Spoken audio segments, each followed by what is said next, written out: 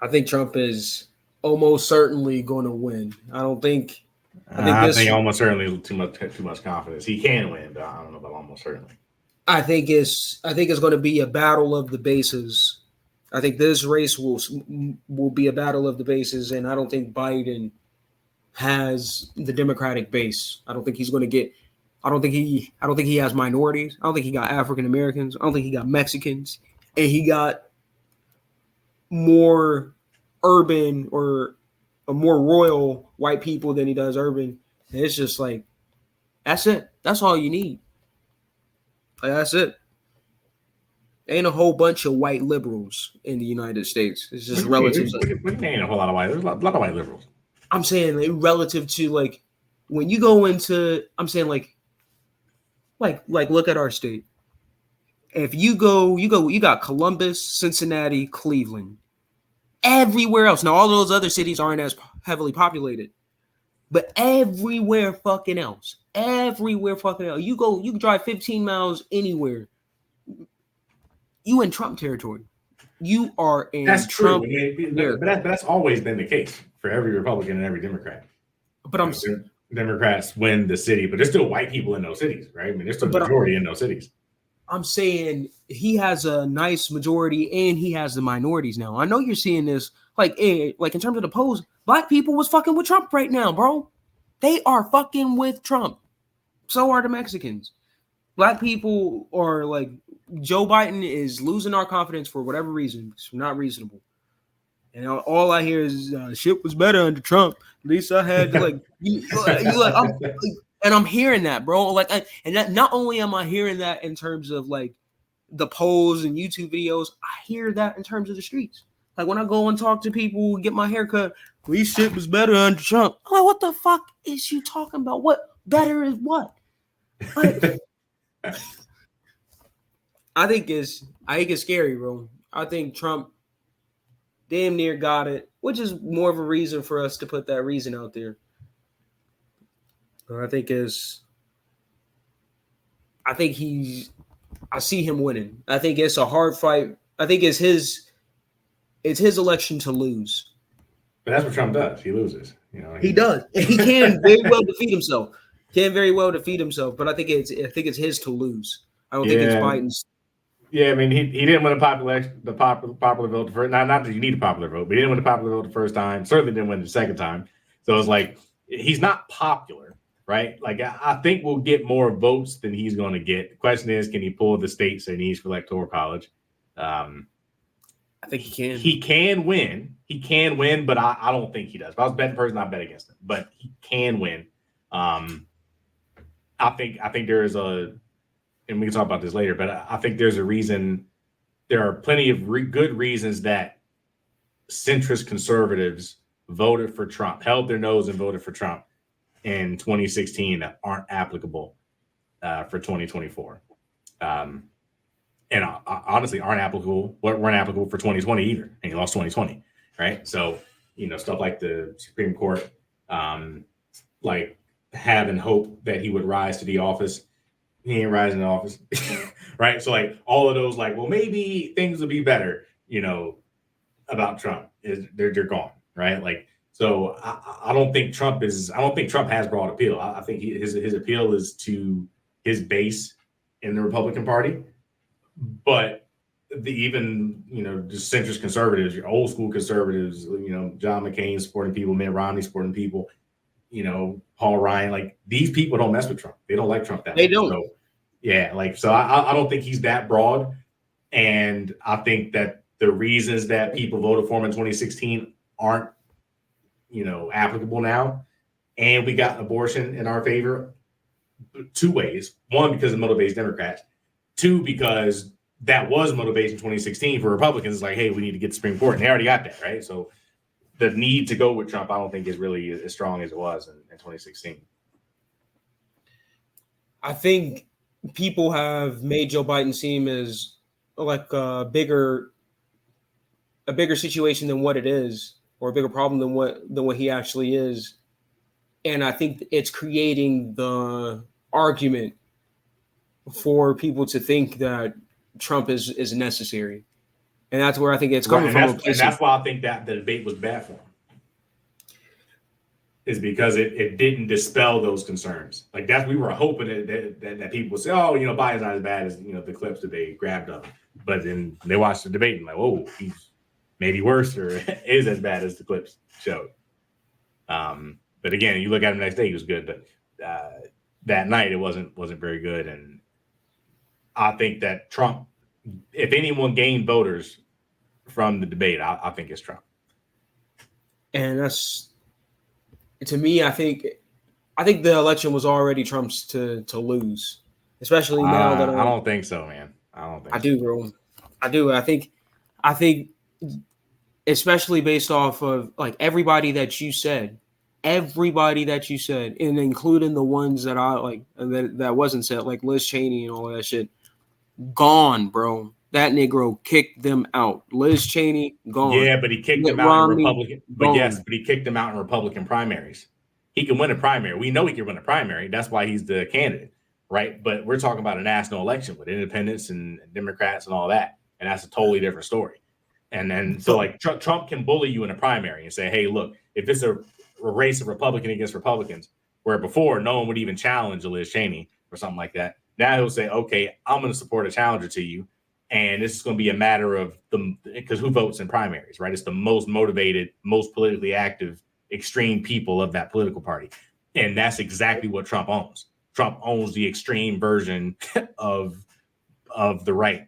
And so, yeah, he'll win that. If it's a far right contest, he wins, but that's not a general election. I think it's not a general election, but I think the Republican Party in particular have a trend of party over everything, not necessarily over country. I mean, they wouldn't say it, but in context, yeah. But party over everything, where I think some people are still going to vote for Trump even though they don't agree with him, just like everybody that ran against him. Every single person that ran against Trump in the Republican primary endorsed him after. And it's just like, I think that's where unfortunately he has a hold on the party so much that even your reasonable Republicans are still going to. So here's what I want. If I'm a Democratic strategist, this is what I do. I reach out to Liz Cheney. I say, hey, Liz Cheney, run third party against Donald Trump. Yeah.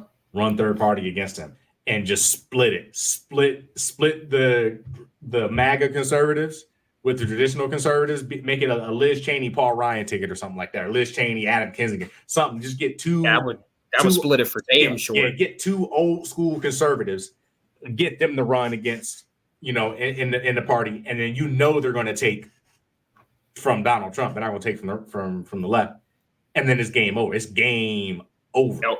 Yeah, if you all you got to do is just split the vote. You split the now. The thing is, you got people like because third parties always had an impact on elections. I think right now, who's you got RFK, Jr. He's running.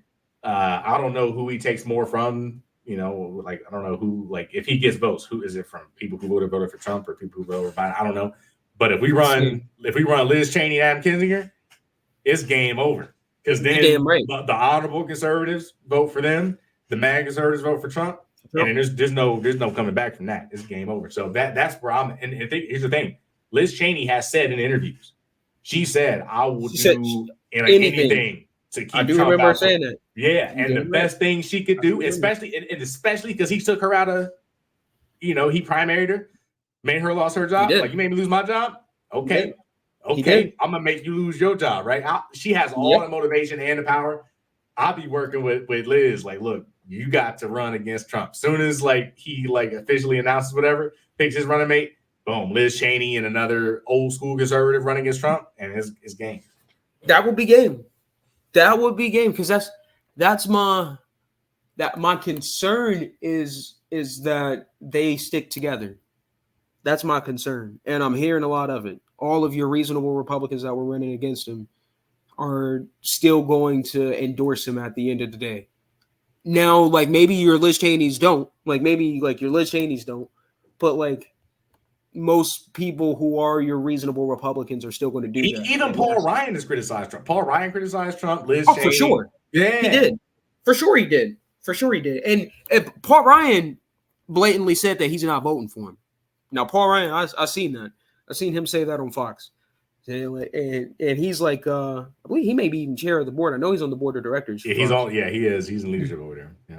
I know he's over there, and he's outright saying it. So like, he's leadership in Fox, and he's outright saying it. And he did outright say that he's not voting for Trump. But I did hear him say that. He said he's going to write in somebody else, a reasonable conservative Republican. That's exactly what he said he was going to do. But I don't think most Republicans are going to do that. I don't think most reasonable Republicans are Paul Ryan. I don't think they're going to write in. Well, the Republicans that want to keep their job aren't. They're not.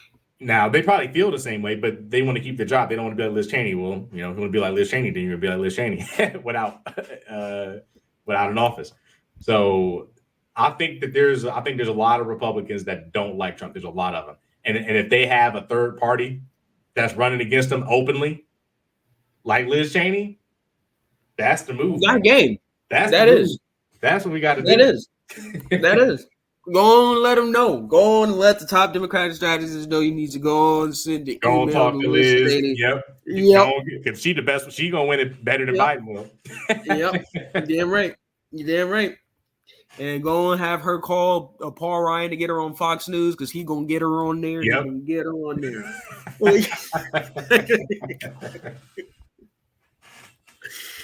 That's it. I hope you're right.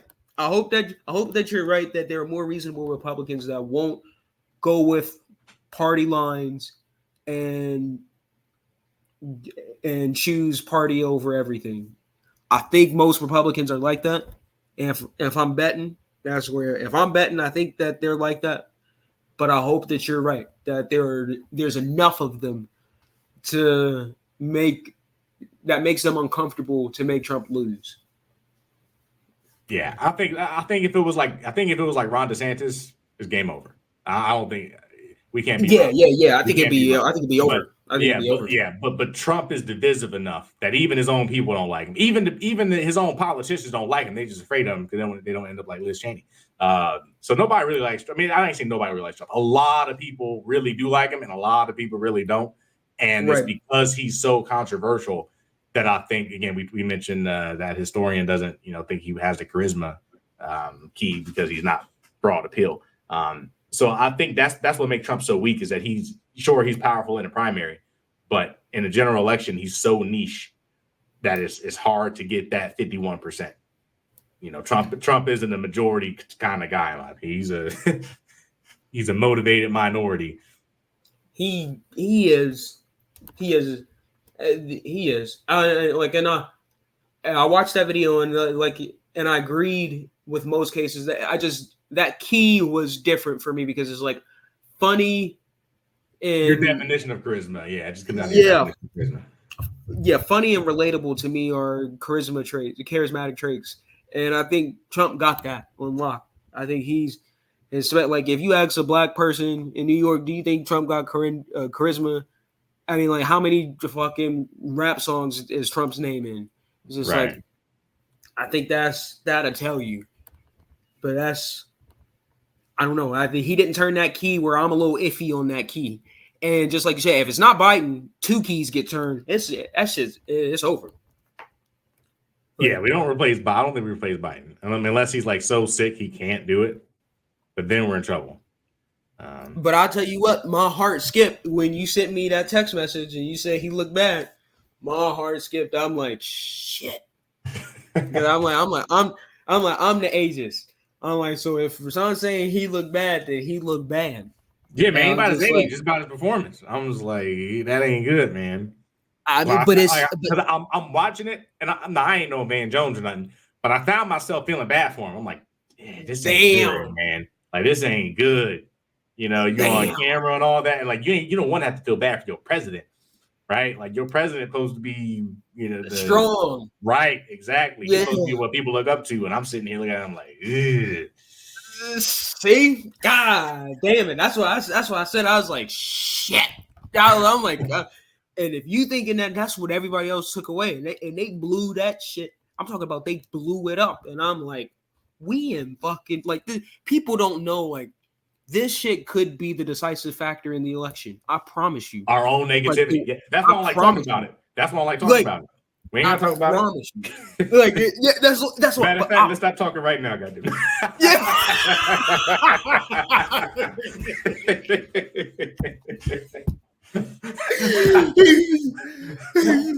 You damn right. On other news, no. But yeah, like the more we talk about it, the worse it is for Biden. 100%. And it is our fault. I promise you, bro. And I think I'm like this moment in time right now. This moment in time right now is pivotal. Is pivotal, and we fucking up, bro. We are fucking up. I'm like, damn, they coming out hard as hell. I've been talking to the top Democratic fundraisers and funders, and I've been talking to high level people in the governors and all that. Yeah, and I'm like, what the fuck is this? The New York Times editorial board came out. Van Jones on CNN. I'm like, God damn. Like, yo, do y'all see what y'all doing? Like, New York Times, CNN, these are our left, like, pillars. Like, and CNN's supposed to be in the center, but they left now. I don't think so. I think CNN is in the center. You got MSNBC on the left. You got CNN in the center, and you got Fox on the right. I think CNN looks left just because of how extreme the right has been. And they're trying to... Yeah. I would say center left, bro, if I'm being honest with you. And the only reason why I say that is because I watch CNN every day, and you know how tired I get of them playing Trump. Like, CNN is Trump.com, and I hate it. And it's just like, I'm like, like that's... And that makes them left? That makes them look left to me because it's just like they're not talking about anything else. But so like it's just like there's no difference between their content and MSNBC if they're always talking about Trump. Well, everybody's always talking about Trump. I mean, that's always been why he's done so well, right? Is he just gets so much free coverage because he's says crazy things. But I'm saying, like, to me, there's other news, and and when they talk about them, they're generally pressing people, and it's just like most of the opinion. Like, they do got like one or two people that may be a Republican, but most times they're either going to be your reasonable Republicans or you're going to have like a left. Majority of the people are going to be left. Well, to me, that's the consequence of having integrity and being actually in the center. Is that when one side goes crazy, you still stay in the center.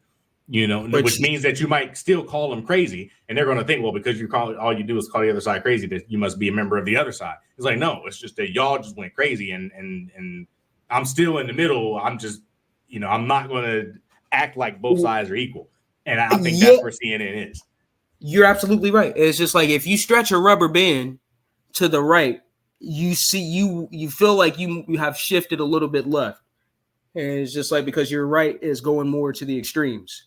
So it's just like that's where I think CNN. So like if you have a rubber band and you stretch it, and you would appear that you were in the center, but you stretch that far right in, now you're more left than what you perceive look left. To be. But to me, I think they're still old school center, but they look left now in the modern landscape because they still reject the Trumpism, which to me is the right move, even if you're on the right. Right. So I agree. Yeah. I agree. I can see that. I agree. But that's what I wanted to say. I just feel like we fucking up, bro. I feel like this is a pivotal time. And I feel like if we keep on reacting to this shit the way we are, I already felt like Trump was going to win. But like, to me, we're damn near cementing it in this moment. I don't think we're cementing it, but we're making it worse. We're making it worse by talking about it. Yeah, it's just like if I had some keys, I'd be turning them. I'd be like, turn the key. It's just like you got your own party, and most of your Democratic donors and your your governors and shit like that are turning against the incumbent. Turn the key. Well, now he's been getting support from. He got support from Buttigieg. He got support from Newsom. Obama. He did get Obama. Yeah, so I think the Democratic leadership knows. They know. Yeah, they the smart ones. The smart ones. They know what the fuck this is. They like, y'all can't be fucking up right now. They know. They know. Yeah, I think it's the media that like they know that this is an exciting thing to talk about, like how bad Biden did. And so they have to talk about it, like just for their business. They have to talk about it, right? But it's just like it's a it's like it's all the business incentive is just like pro-Trump and anti-Democrat. Yeah. It's just like I'm like that shit is fucking. As soon as I've seen it, I'm like, yeah, y'all are giving him. And then when you sent me that text, I'm like, well, shit, he did look bad.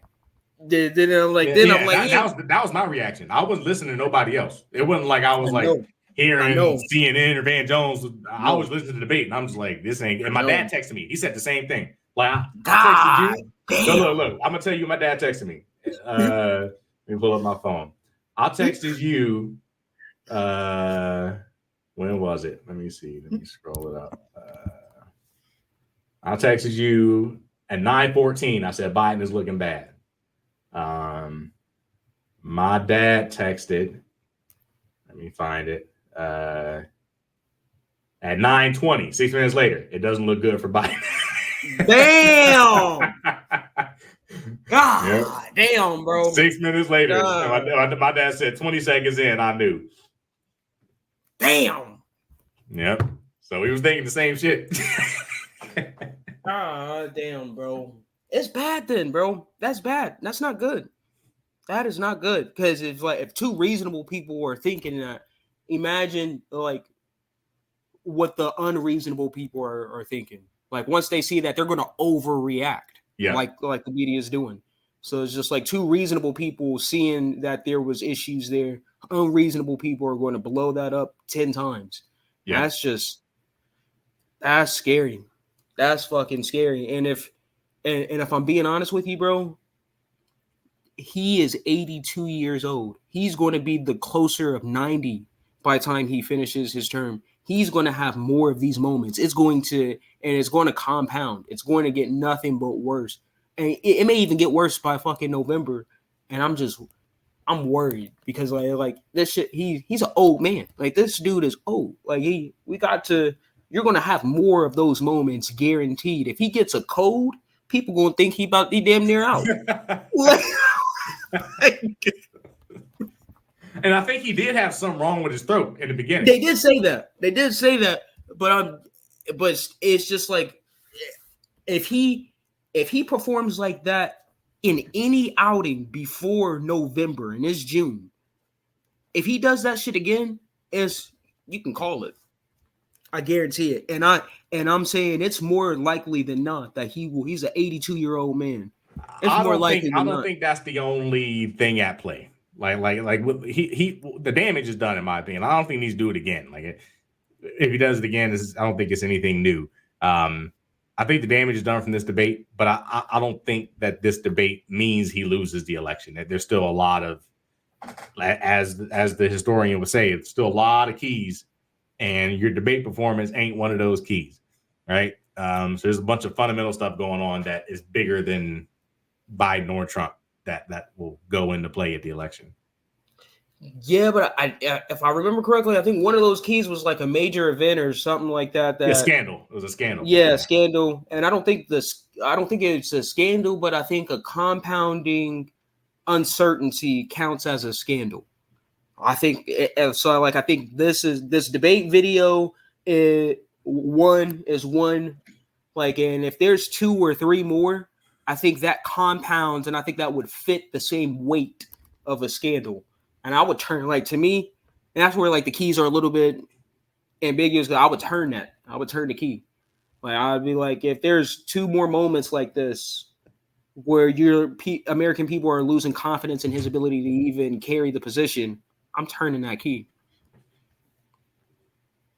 And then, like, you got the charismatic key that's up for play. You got 2 keys. Those are 2 keys right there that damn near are in question, in my opinion, of those 13. Yeah, based on our definition of the keys, your definition of the keys, based on his definition of the keys, I still think he's confident in most of them. He hasn't made his prediction yet. I think he's going to make it soon, though. I think he's going to make it soon. He hasn't. You're absolutely right. And maybe that's something to even talk about whenever he does make the prediction. Yeah. Analyze his keys and, Yep. If he picked his keys correctly. Yeah, and criticize him where we think he may have could have went wrong, and why. Yeah, I think we in trouble. That's what I was. I'm just on. I'm on edge, especially after the reaction. it's like, dangerous. This ain't looking We're in a good. dangerous place. But if I was a betting man, I'm still betting against Trump. I'm betting on Biden. I'm gonna take that bet, then. God damn it! I'm scared of it, but I'm gonna take it.